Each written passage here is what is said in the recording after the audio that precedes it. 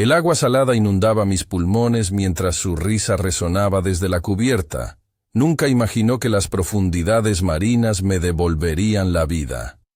Siempre fui un hombre de ciencia, un geólogo marino respetado en círculos académicos, pero desconocido para el mundo. Mi nombre es Carlos Navarro y dedicaba mis días a estudiar las placas tectónicas del Mediterráneo con paciencia metódica. Nací en un pequeño pueblo costero de Valencia donde mi padre trabajaba como pescador artesanal. Las historias marinas de mi infancia moldearon mi fascinación por los secretos ocultos bajo las olas. Estudié con becas y trabajo duro, hasta convertirme en investigador reconocido entre especialistas geológicos. Mi apariencia común ocultaba una mente analítica excepcional y una determinación forjada por años de sacrificio constante. Mi matrimonio con Elena parecía sólido como las rocas que analizaba cada día. Nos habíamos conocido en la Universidad de Barcelona durante nuestros estudios de oceanografía. Su brillantez científica me cautivó desde nuestras primeras conversaciones sobre formaciones coralinas mediterráneas. Nuestra relación floreció entre expediciones marinas y conferencias internacionales, compartiendo pasión por descubrimientos oceánicos. Nos casamos en una ceremonia íntima frente al mar con apenas 30 invitados seleccionados cuidadosamente. Su padre, el renombrado científico Javier Jiménez, me había acogido como a un hijo y me había invitado a colaborar en sus investigaciones confidenciales. Javier veía en mí el compromiso científico que valoraba por encima de orígenes sociales o conexiones familiares. Todo cambió cuando Javier murió repentinamente de un supuesto ataque cardíaco la primavera pasada. La muerte de Javier dejó un vacío enorme en nuestras vidas. El funeral reunió a científicos prominentes de toda Europa que admiraban su trabajo pionero. Elena se sumió en una depresión profunda que la alejó de mí cada día más.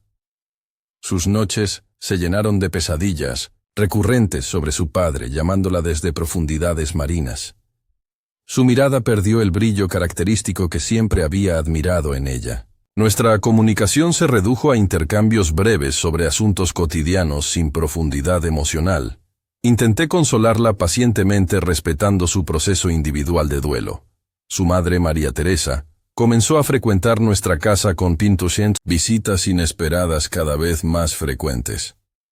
Sus ojos evaluaban cada rincón de nuestro hogar con frialdad calculadora como tasando posesiones. Su presencia imponente llenaba nuestro apartamento con perfumes caros y comentarios sutilmente despectivos. Nunca me había aceptado completamente por mi origen humilde a pesar de mis logros académicos considerables. María Teresa provenía de una familia aristocrática valenciana, con conexiones en altos círculos empresariales y políticos. Su linaje se remontaba a comerciantes navales del siglo XVIII con títulos nobiliarios menores. Sus gestos refinados ocultaban una ambición despiadada transmitida por generaciones. Siempre consideró que su hija merecía a alguien de su mismo estatus social. Las primeras señales de problemas aparecieron cuando María Teresa sugirió vender el barco de investigación de Javier.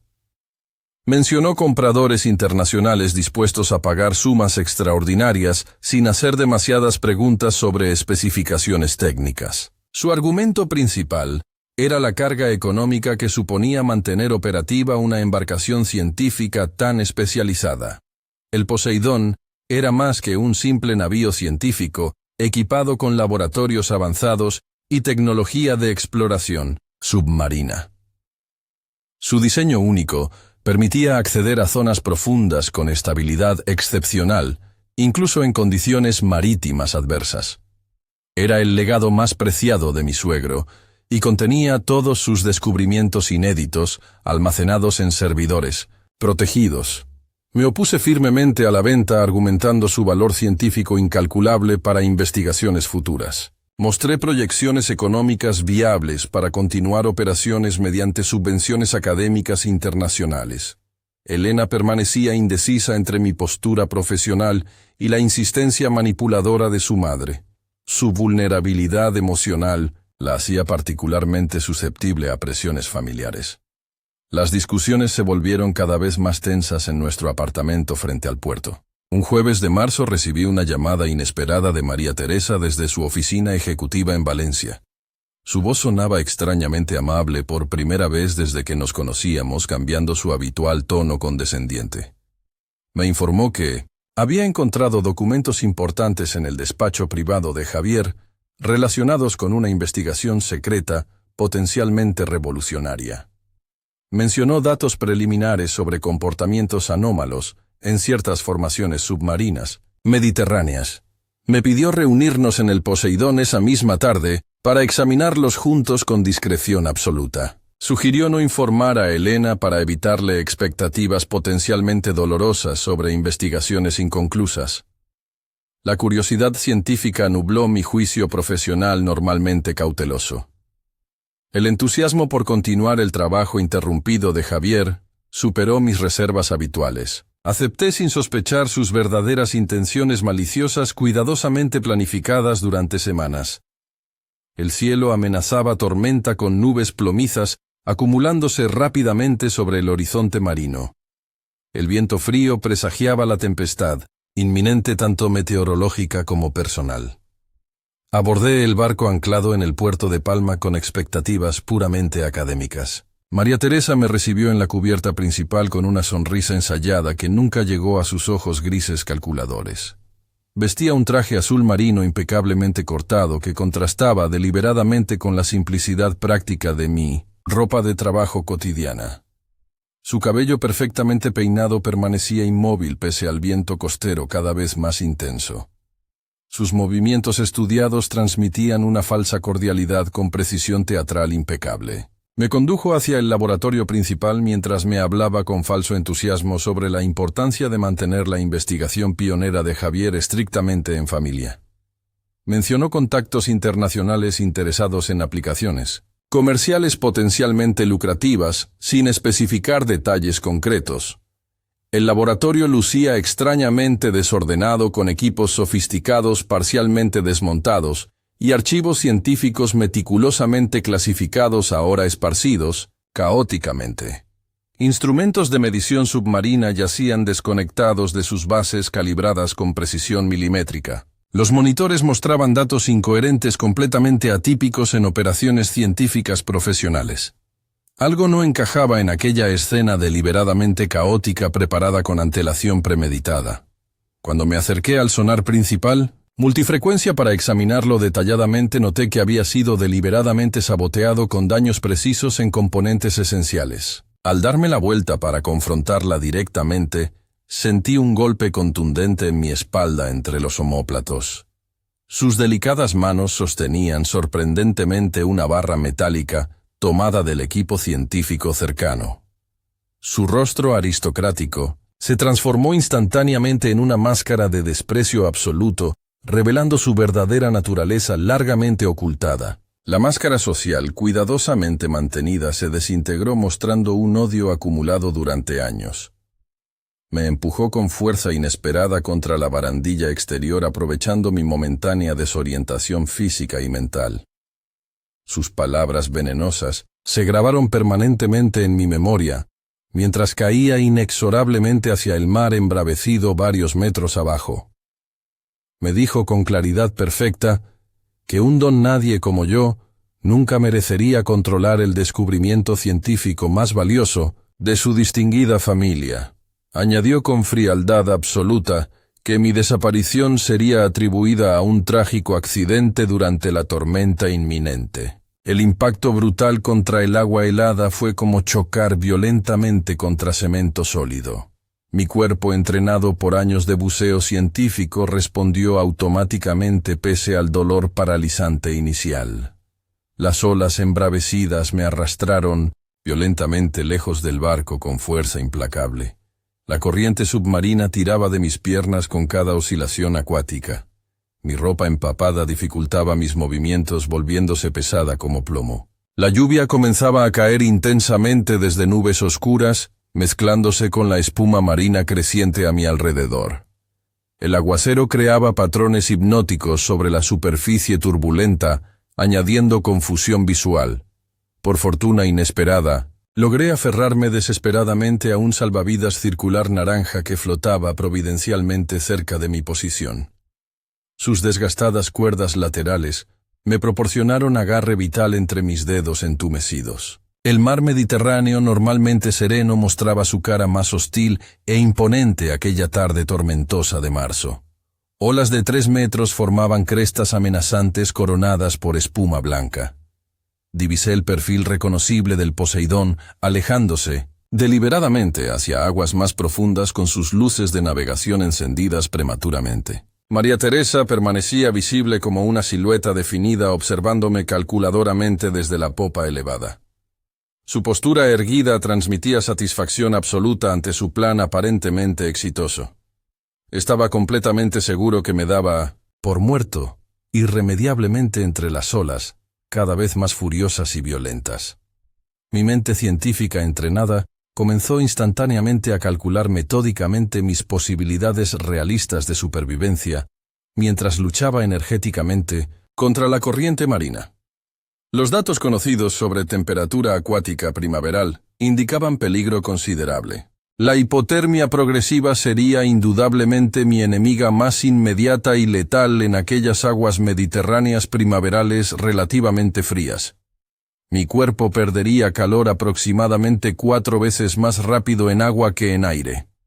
Necesitaba imperativamente mantenerme en movimiento constante para generar calor corporal suficiente.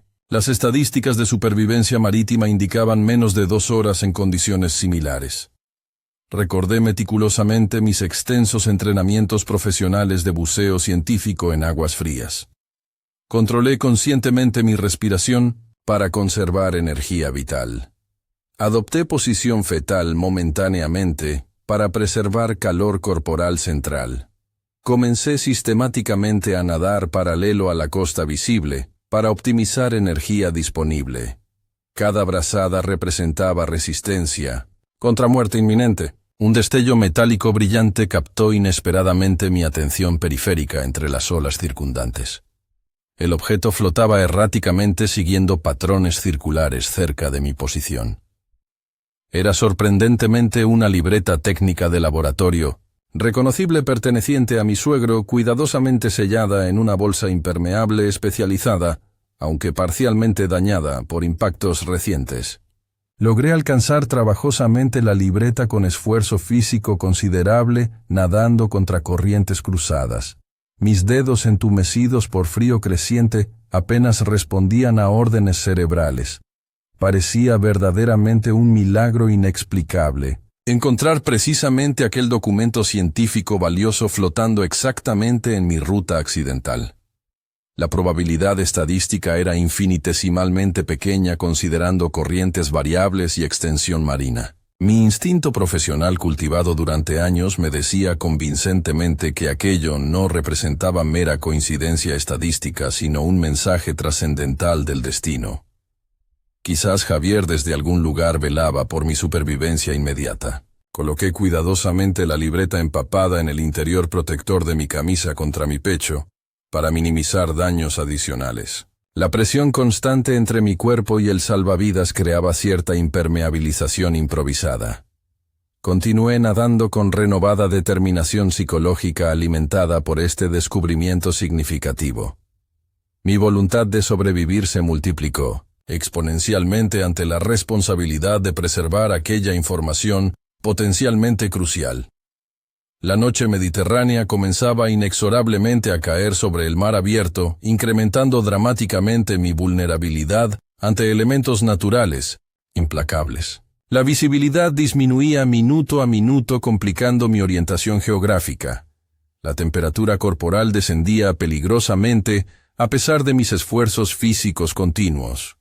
Necesitaba imperiosamente encontrar algún refugio costero o ayuda humana antes del amanecer, para evitar hipotermia severa. Tras lo que pareció horas eternas e interminables de lucha incesante contra el océano, aparentemente infinito, divisé esperanzadoramente las luces tenues de un pequeño puerto pesquero tradicional en la distancia. Aquellos puntos luminosos representaban, literalmente, mi única esperanza realista de supervivencia inmediata. Mis músculos sobrecargados ardían dolorosamente por el esfuerzo físico sobrehumano sostenido durante horas. Ácido láctico acumulado provocaba calambres recurrentes en mis piernas. Mi respiración entrecortada apenas proporcionaba oxígeno suficiente a tejidos demandantes. Mis labios agrietados por sal marina sangraban ligeramente con cada movimiento facial. Cada brazada desesperada representaba un triunfo momentáneo de mi voluntad humana sobre muerte marina inminente. La distancia hacia costa parecía reducirse infinitamente despacio, torturando mi percepción temporal. Cuando mis pies entumecidos tocaron finalmente arena firme costera, tras interminable odisea nocturna, caí pesadamente de rodillas completamente exhausto física y mentalmente. Mi cuerpo temblaba incontrolablemente por combinación de hipotermia moderada, agotamiento extremo y shock emocional acumulado.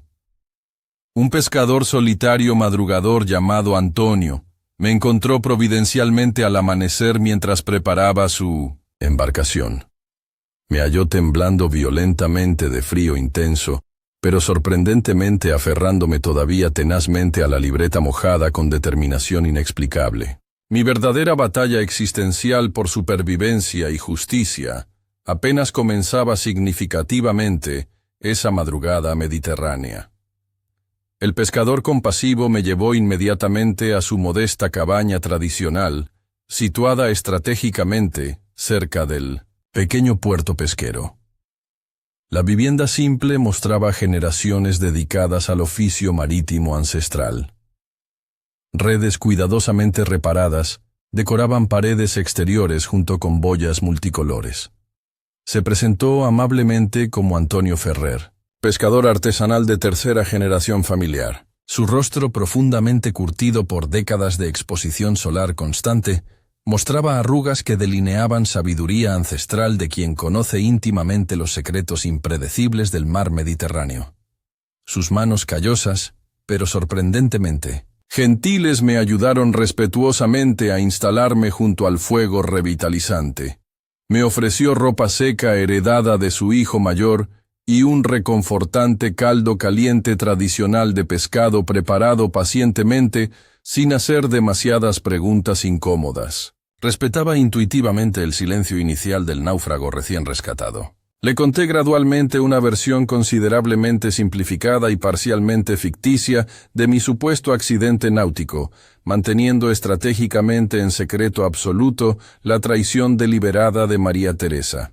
Mi desarrollado instinto, profesional de autopreservación científica, me aconsejaba prudentemente mantener un perfil extremadamente bajo hasta entender completa y detalladamente la peligrosa situación multidimensional. Desconocía completamente el alcance real de las conexiones influyentes de mi suegra. La valiosa libreta científica había sobrevivido milagrosamente relativamente intacta y legible dentro de su especializada protección plástica semipermeable. Tras recuperar parcialmente fuerzas físicas básicas durante horas, examiné cuidadosamente las páginas reveladoras bajo la luz amarillenta de lámparas pesqueras. Las hojas contenían meticulosas anotaciones técnicas detalladas, escritas con la inconfundible caligrafía precisa de Javier sobre un proyecto secreto denominado específicamente Proyecto Leviatán. Los márgenes incluían advertencias éticas, subrayadas repetidamente. Mi brillante suegro había descubierto accidentalmente durante expediciones rutinarias una red interconectada de conductos hidrotermales naturales previamente desconocidos cerca de una falla tectónica particularmente importante y activa. Sus extensas notas científicas describían detalladamente cómo esta configuración geológica absolutamente única en el Mediterráneo podía potencialmente manipularse mediante intervención tecnológica controlada para generar tsunamis direccionales, calibrados de mediana intensidad, pero impacto localizado devastador. Los diagramas técnicos mostraban instalaciones submarinas avanzadas estratégicamente ubicadas en puntos específicos para amplificar artificialmente las ondas sísmicas naturales, aprovechando resonancias hidrodinámicas. Cálculos matemáticos multivariables proyectaban alcances potenciales con precisión decimal. Frecuencias específicas permitirían orientar efectos hacia costas predeterminadas selectivamente. El potencial destructivo masivo de aquella tecnología, aparentemente desarrollable, me heló literalmente la sangre más profundamente que las gélidas aguas mediterráneas durante mi reciente odisea nocturna. Las implicaciones éticas resultaban absolutamente aterradoras para cualquier científico responsable. Las últimas páginas revelaban algo aún más perturbador. Javier había descubierto que empresas navieras internacionales planeaban utilizar esta tecnología para modificar rutas marítimas globales. Creando amenazas selectivas en ciertas zonas, podrían redirigir el tráfico comercial hacia rutas controladas por ellos. Las ganancias potenciales ascendían a miles de millones de euros anuales. Mi suegro había documentado reuniones secretas entre María Teresa y representantes de un consorcio llamado Neptuno Global Trading. Comprendí entonces con claridad cristalina por qué María Teresa había intentado eliminarme. Yo representaba un obstáculo para sus planes. Como científico ético, jamás permitiría que la investigación de Javier se utilizara para fines tan siniestros. Las notas finales sugerían que Javier había comenzado a oponerse al proyecto poco antes de su muerte. La coincidencia era demasiado sospechosa para ignorarla. Mi intuición me gritaba que su ataque cardíaco podría haber sido inducido artificialmente. Esa noche tomé la decisión que cambiaría mi vida para siempre. No solo sobreviviría, sino que expondría la conspiración y vengaría a Javier. Necesitaba aliados confiables y evidencia irrefutable para enfrentarme al poder de María Teresa y sus socios. Recordé a dos personas que podrían ayudarme en esta misión aparentemente imposible. Diego Ruiz era el antiguo ingeniero naval del Poseidón con antecedentes militares. Ana López era una fotógrafa de investigación ambiental que había colaborado ocasionalmente con nosotros. Contacté a Diego desde un teléfono público para evitar ser rastreado. Su voz sonó cautelosa al principio, pero se transformó en indignación cuando le expliqué los eventos recientes. Diego había renunciado 3 meses atrás tras una fuerte discusión con María Teresa sobre modificaciones no autorizadas en los equipos del barco. Me confirmó que había notado comportamientos sospechosos en ella durante las últimas semanas de vida de Javier. Acordamos reunirnos al día siguiente en un café discreto cerca del puerto industrial. Diego llegó puntualmente a nuestra cita, vistiendo una gorra que ocultaba parcialmente su rostro. Sus ojos escrutaron cuidadosamente cada rincón del local antes de sentarse frente a mí. Me informó que el Poseidón había zarpado nuevamente esa mañana con rumbo desconocido. María Teresa había contratado un nuevo equipo técnico completo, reemplazando a todos los antiguos colaboradores de Javier. También mencionó algo que me dejó atónito. Elena viajaba a bordo aparentemente convertida en aliada incondicional de su madre. La traición de Elena me golpeó como una nueva tormenta inesperada. Habíamos compartido 7 años de matrimonio y creía conocerla profundamente. Diego sugirió que probablemente estaba manipulada por su madre, aprovechando su vulnerabilidad emocional tras la muerte de Javier. Quería creer esta versión, pero la duda había plantado su semilla venenosa en mi corazón. Necesitábamos más información para proceder con nuestro plan incipiente. Ana López respondió a mi mensaje con sorprendente rapidez. Nos encontramos esa misma tarde en su estudio fotográfico repleto de imágenes marinas impactantes. Su mirada, inteligente, evaluó mi aspecto demacrado por la reciente experiencia cercana a la muerte. Le mostré la libreta de Javier y sus ojos se iluminaron con la intensidad propia de quien persigue una historia importante. Ana había estado investigando irregularidades ambientales vinculadas a grandes corporaciones navieras durante el último año. Sus archivos contenían información valiosa sobre Neptuno Global Trading.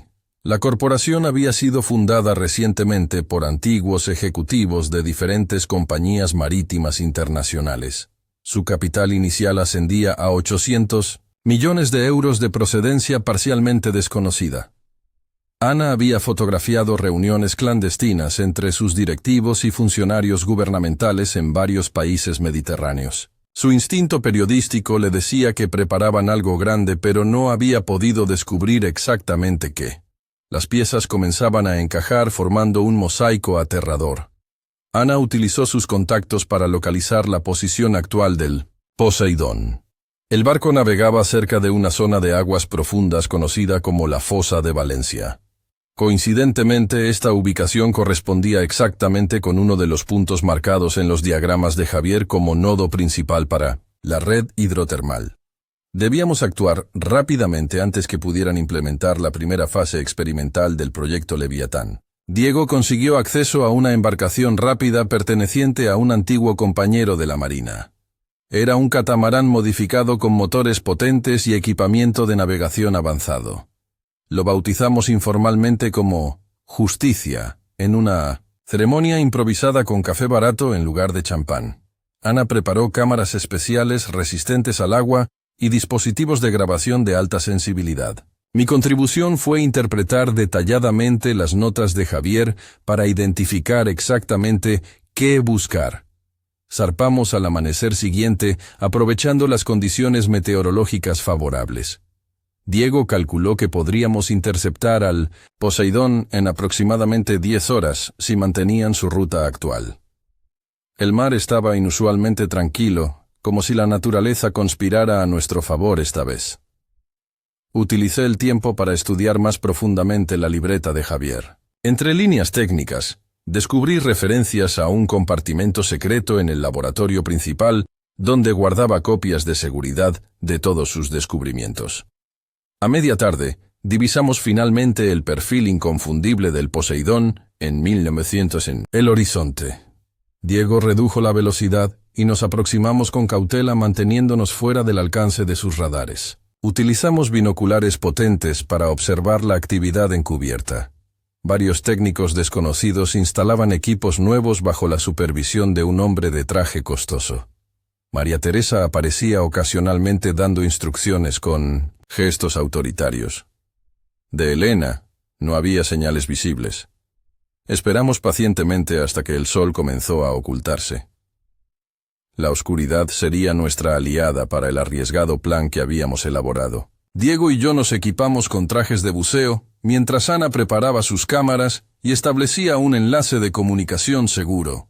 Nuestro objetivo era infiltrarnos en el Poseidón, recuperar las pruebas del compartimento secreto y documentar cualquier equipo ilegal instalado recientemente. La adrenalina corría por mis venas mezclándose con el deseo implacable de justicia.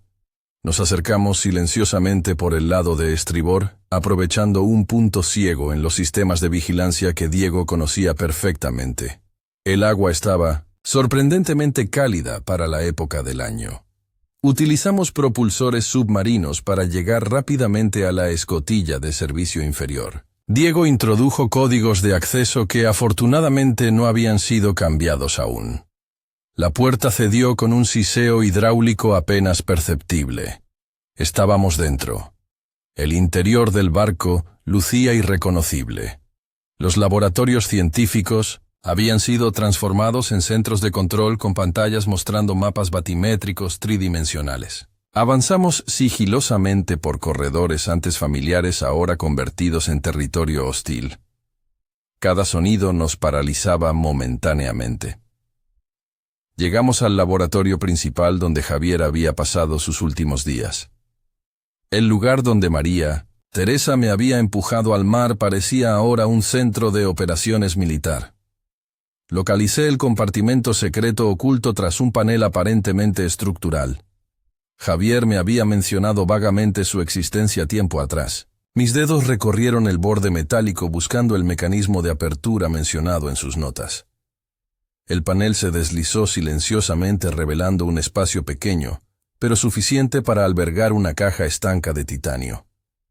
Dentro encontramos discos duros sellados al vacío y documentos originales firmados. Era el tesoro que buscábamos. Un ruido de pasos aproximándose nos alertó justo cuando asegurábamos nuestro hallazgo. Nos ocultamos rápidamente tras equipos voluminosos conteniendo la respiración. Elena entró en el laboratorio con aspecto preocupado. Su belleza permanecía intacta, pero una nueva dureza se reflejaba en su mirada. revisó algunos monitores y realizó ajustes en controles principales. Antes de salir, miró brevemente hacia nuestro escondite como si percibiera una presencia familiar. Por un instante creí ver duda en sus ojos. Esperamos varios minutos tensos antes de continuar nuestra misión.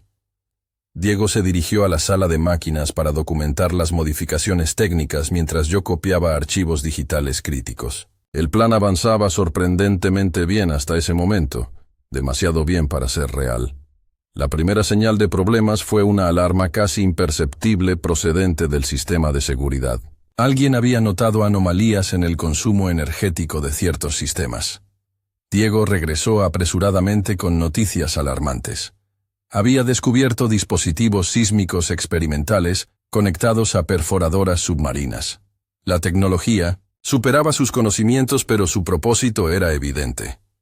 Estaban listos para activar artificialmente puntos de presión en la falla tectónica cercana. Las consecuencias podrían ser catastróficas para poblaciones costeras cercanas. Necesitábamos no solo escapar con las pruebas, sino también sabotear aquellos dispositivos letales inmediatamente. Mientras discutíamos nuestras opciones, la puerta del laboratorio se abrió repentinamente. María Teresa entró acompañada por 2 hombres de aspecto amenazador. Su rostro mostró primero incredulidad, luego furia al reconocerme. Me dijo que debería haberme ahogado como un perro callejero aquella noche tormentosa. Su voz fría reverberaba entre los equipos metálicos. Los guardias avanzaron hacia nosotros con determinación profesional. Diego reaccionó con la rapidez de su entrenamiento militar. Lanzó contenedores de muestras, creando una barricada improvisada. Aproveché la confusión momentánea para activar el sistema contra incendios. La espuma retardante inundó rápidamente el laboratorio, dificultando los movimientos de todos. Tomé firmemente la caja con las pruebas y seguí a Diego hacia la salida de emergencia. Los guardias dispararon sus tasers fallando por centímetros entre la espuma creciente. Corrimos desesperadamente por pasillos resbaladizos hacia la cubierta inferior. Alarmas ensordecedoras resonaban por todo el barco. Voces alteradas coordinaban nuestra captura por comunicadores internos. Llegamos al punto de extracción donde Ana debería esperarnos según lo planeado. El tiempo parecía ralentizarse mientras abríamos la escotilla de servicio. El agua oscura nos daba la bienvenida como única vía de escape posible. Justo cuando nos preparábamos para saltar, sentí una mano sujetando mi hombro firmemente. Al girarme vi el rostro de Elena mirándome con una mezcla indescifrable de emociones. Le pregunté por qué se había unido al plan destructivo de su madre. Su respuesta me dejó sin aliento. Me dijo que nunca había sido parte del plan. Estaba reuniendo pruebas por su cuenta desde el interior. Había descubierto la verdad sobre la muerte de su padre semanas atrás. Este giro inesperado cambió completamente la dinámica de nuestra misión. Elena se unió a nuestra huida, aportando información crucial sobre los sistemas de seguridad activos. Nos reveló que María Teresa planeaba realizar la primera prueba del sistema esa misma noche, aprovechando condiciones marítimas ideales. Debíamos no solo escapar, sino también impedir la activación inminente. Diego propuso una solución drástica pero efectiva basada en sus conocimientos navales. Mientras avanzábamos hacia nuestro punto de extracción, Diego preparó una sobrecarga controlada en sistemas críticos del barco. No causaría daños catastróficos, pero inutilizaría temporalmente los equipos experimentales. Elena nos guió por rutas alternativas evitando guardias y cámaras de seguridad. Su conocimiento del nuevo diseño interior resultó invaluable. Finalmente alcanzamos la escotilla inferior con los perseguidores pisándonos los talones. Las aguas oscuras nos recibieron como aliadas silenciosas. Activamos nuestros propulsores submarinos y nos alejamos rápidamente del casco del Poseidón. Podíamos escuchar el caos desatado a bordo, mientras la sobrecarga de Diego comenzaba a afectar sistemas críticos. Luces de emergencia iluminaban fantasmalmente el otrora orgulloso barco científico. Ana nos esperaba fielmente en el punto acordado, con su catamarán estratégicamente oculto. Emergimos junto al Justicia exhaustos pero victoriosos. Las pruebas estaban seguras en nuestro poder. Elena se derrumbó emocionalmente una vez a bordo. Entre lágrimas confirmó mis sospechas más oscuras. María Teresa había envenenado sutilmente a Javier cuando éste descubrió sus negociaciones con Neptuno Global Trading. Su ataque cardíaco había sido meticulosamente inducido con sustancias indetectables en autopsias rutinarias. Elena había encontrado evidencia en correos electrónicos encriptados semanas atrás. Esta revelación encendió en mí un fuego de determinación aún más intenso. Ya no se trataba solo de exponer un plan criminal corporativo, era una misión personal para hacer justicia por el asesinato de un hombre bueno, cuyo único crimen fue tener principios inquebrantables. Mientras nos alejábamos, observamos el Poseidón parcialmente inmovilizado con sus luces parpadeantes en 1900 en la oscuridad marítima. La venganza apenas comenzaba a tomar forma concreta en mi mente. Los días siguientes fueron un torbellino de actividad frenética.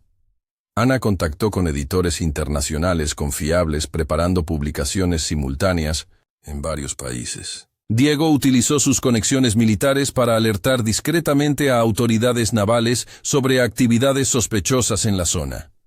Elena organizó la evidencia digital en secuencias cronológicas irrefutables.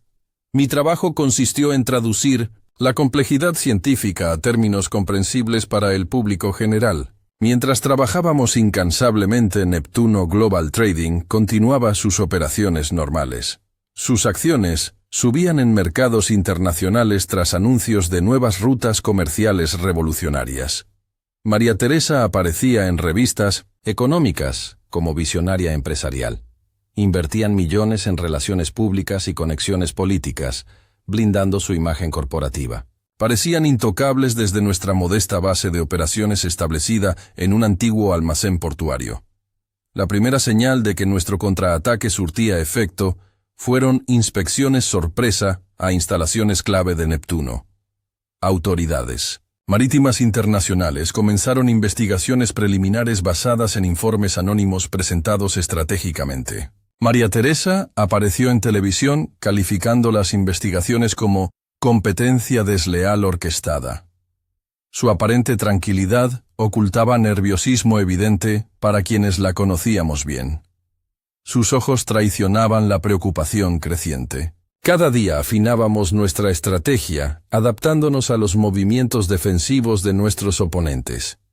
Neptuno contrató firmas legales prestigiosas en preparación para potenciales acusaciones. Trasladaron activos financieros a paraísos fiscales mediante transacciones complejas. Intentaron localizar filtraciones internas sin éxito aparente.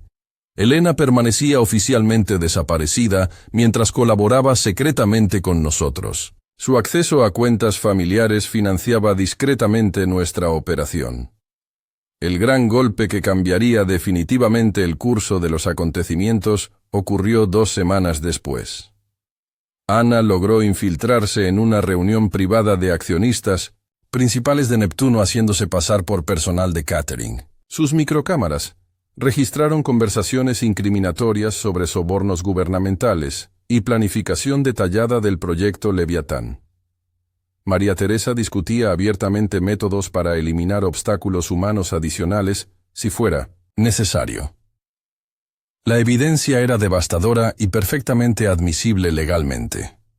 Coordinamos cuidadosamente la publicación simultánea con autoridades regulatorias de 5 países mediterráneos. El impacto mediático fue inmediato y abrumador. Titulares sensacionalistas denunciaban conspiraciones corporativas para manipular rutas marítimas mediante tecnología potencialmente catastrófica. Fotografías del Poseidón modificado ilustraban reportajes internacionales. Documentos internos filtrados revelaban nombres de políticos implicados en aprobaciones irregulares de permisos marítimos. La respuesta de Neptuno y María Teresa fue desesperada y predecible. Negaron categóricamente todas las acusaciones calificándolas de conspiración industrial malintencionada. Presentaron documentación falsificada, intentando legitimar sus operaciones experimentales. Iniciaron campañas agresivas de descrédito contra mí y mis colaboradores. Contrataron expertos científicos para contradecir nuestras interpretaciones técnicas. Su maquinaria defensiva funcionaba con eficiencia bien financiada. El momento decisivo llegó cuando presentamos nuestra prueba más contundente. Las grabaciones recuperadas del laboratorio secreto de Javier mostraban a María Teresa discutiendo, explícitamente, la eliminación física de mi suegro. Su voz fría calculaba metodologías indetectables para inducir fallos cardíacos mediante compuestos específicos. La grabación había permanecido oculta en uno de los discos duros recuperados del compartimento secreto. Elena sollozó incontrolablemente al escuchar la confesión grabada del asesinato de su padre. El efecto fue inmediato y devastador para María Teresa. Autoridades judiciales emitieron órdenes de arresto internacional contra ella y 6 ejecutivos principales de Neptuno. Cuentas corporativas fueron congeladas preventivamente en jurisdicciones cooperantes. Acciones de empresas asociadas se desplomaron en mercados bursátiles globales. Inversores principales iniciaron ventas masivas abandonando el barco que se hundía. La estructura cuidadosamente construida comenzaba a desmoronarse como un castillo, de naipes. María Teresa intentó huir en su yate personal hacia aguas internacionales. Alertas tempranas permitieron a guardacostas interceptarla cerca de Gibraltar. Las imágenes de su arresto vestida elegantemente pero esposada recorrieron noticieros globales. Su rostro mostraba incredulidad absoluta ante el fracaso de su red de protección. Jamás había contemplado la posibilidad de ser capturada realmente. Su mundo privilegiado de impunidad se desvanecía frente a las cámaras del mundo. El juicio que siguió fue uno de los más mediáticos en casos de conspiración corporativa reciente. Fiscales de múltiples jurisdicciones presentaron cargos que incluían homicidio premeditado, intento de asesinato, ecoterrorismo, soborno internacional y fraude corporativo masivo. Las pruebas técnicas y testimonios expertos confirmaron la viabilidad y peligrosidad del proyecto Leviatán. Científicos independientes calcularon que su implementación podría haber causado tsunamis localizados, afectando potencialmente a cientos de miles de personas en costas mediterráneas. María Teresa mantuvo una defensa arrogante hasta el final. Negó su participación directa en la muerte de Javier. Acusó a subordinados de malinterpretar sus instrucciones respecto al proyecto. Intentó presentarse como visionaria incomprendida, cuyas intenciones eran puramente comerciales sin riesgos significativos. Su estrategia defensiva se desmoronó cuando 3 ejecutivos aceptaron acuerdos con la Fiscalía, confesando detalles operativos completos a cambio de reducciones de condena. Después de 9 semanas de argumentaciones, el tribunal dictó sentencia histórica. María Teresa fue condenada a 30 años de prisión, sin posibilidad de libertad condicional temprana. Neptuno Global Trading fue disuelta formalmente con 1980. Sus activos liquidados para crear un fondo de investigación oceánica ética. Políticos implicados enfrentaron procesos separados en sus respectivos países. El valor total de propiedades, inversiones y cuentas confiscadas ascendió a 4.000 millones de euros aproximadamente. Mientras María Teresa era escoltada fuera de la sala, nuestras miradas se cruzaron brevemente. Sus ojos reflejaban odio puro mezclado con algo inesperado, reconocimiento. Finalmente comprendía que había subestimado completamente al yerno que consideraba insignificante. Yo había transformado su intento de asesinarme en la herramienta de su propia destrucción. La justicia poética de aquel momento quedó grabada permanentemente en mi memoria. El mar que debió ser mi tumba se convirtió en mi aliado más poderoso.